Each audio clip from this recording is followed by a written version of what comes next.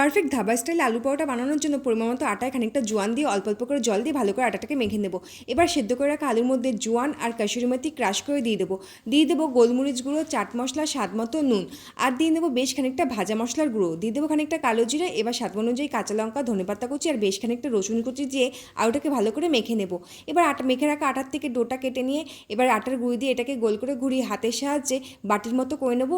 এরপরে পুরটাকে ভরে নেব, আলুর পুরটা ভরে মুখটা আটকে নেব। আটকে নিয়ে এটাকে গোল করে নিয়ে তারপরে অল্প অল্প করে আটার গুঁড়ি দিয়ে এপিট ওপিট হালকা হাতে বেলে নেব। খুব বেশি কিন্তু চেপে চেপে বেলার কোনো দরকার নেই, তাহলে কিন্তু আলুর পুরটা বেরিয়ে যেতে পারে। তাওয়ায় ফেলে এপিট ওপিট হালকা করে ছেঁকে নেব। এপিট ওপিট হালকা ছেঁকা হয়ে গেলে আমি উপর থেকে ঘি ব্রাশ করে নিয়েছি। তোমরা চাইলে অয়েল বা বাটার যেটা ইচ্ছে দিতে পারো। আর এটা কিন্তু প্রত্যেকটা আলুর পরোটা খুব ভালোভাবে ফুলেছে আর খেতে কিন্তু দুর্দান্ত হয়েছিল। তোমরা যদি এই ভিডিওটাতে বুঝতে না পারো, এই আলুর পরোটার ভিডিওটা কিন্তু লং ভিডিও এই চ্যানেলেই দেওয়া হচ্ছে, ঝটপট গিয়ে তাড়াতাড়ি সবাই দেখে নাও। টাটা।